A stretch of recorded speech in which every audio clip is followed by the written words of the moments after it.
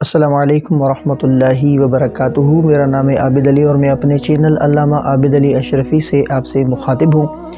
امید کرتا ہوں کہ آپ خیریت سے ہوں گے اور دعا کرتا ہوں کہ اللہ پاک آپ کو سلامت رکھے۔ میرے بھائی میری بہن، ذرا ایک لمحہ رک کر سوچیں، آپ نماز کے لیے کھڑے ہیں اللہ کے سامنے، وہ اللہ جس کے ایک حکم سے کائنات بن گئی، جس کے ایک اشارے سے زندگی ختم ہو جاتی ہے، اور اسی وقت آپ کی جیب میں نسوار پڑی ہے، گھٹکا رکھا ہے، سگریٹ کا پیکٹ ہے یا پان رکھا ہوا ہے، تو نماز تو ہو جائے گی، لیکن کیا یہ نماز اللہ کو پسند بھی آئے گی؟ تو سوچئے، اگر آپ کو کسی بادشاہ کے دربار میں بلایا جائے تو کیا آپ جیب میں گندی چیزیں رکھ کر جائیں گے؟ بدبو کے ساتھ جائیں گے؟ تو نہیں، کبھی بھی نہیں۔ پھر رب کائنات کے سامنے ہم اتنے بے پرواہ کیوں ہو جاتے ہیں؟ نبی کریم صلی اللہ علیہ وآلہ وسلم نے بدبو کے ساتھ مسجد آنے سے منع فرمایا، کیونکہ مسجد اللہ کا گھر ہے اور نماز تو اللہ سے ملاقات ہے۔ تو میری بات دل پر ہاتھ رکھ کر سنیں، اگر جیب میں گھٹکا ہے تو شاید وہ حرام چیز نہیں، لیکن اس میں غفلت کی بو ضرور ہے۔ اگر سگریٹ ہے تو اس میں دھواں نہیں، اپنی صحت برباد کرنے کا اعلان بھی ہے، اور اگر نسوار ہے تو اس میں صرف تمباکو نہیں، اپنی کمزوری کی کہانی بھی ہے۔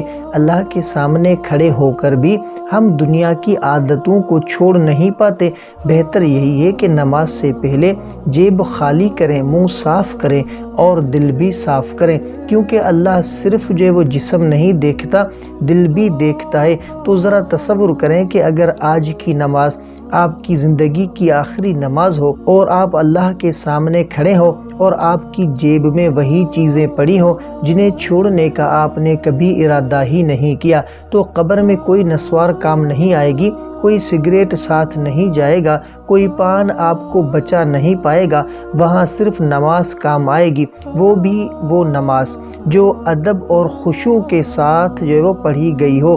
اگلی بار جب نماز کے لیے کھڑے ہو تو صرف قبلہ درست نہ کریں، اپنی جیب، اپنا منہ اور اپنا دل بھی درست کریں، شاید یہی نماز آپ کو جہنم سے بچا لے اور جنت کے دروازے تک پہنچا دے۔ اللہ ہمیں ایسی نماز نصیب فرمائے جسے وہ خود قبول فرما لے، آمین یا رب العالمین۔ تو امید ہے کہ آپ کو اس ویڈیو سے کافی کچھ سیکھنے کو ملا ہوگا۔ اگر یہ ویڈیو آپ کو پسند آئی ہو تو ویڈیو کو لائک کریں، اور اگر چینل پر نئے ہیں تو سبسکرائب کریں، اور اس ویڈیو کو اپنے پیاروں کے ساتھ، اپنے دوستوں کے ساتھ ضرور شیئر کریں۔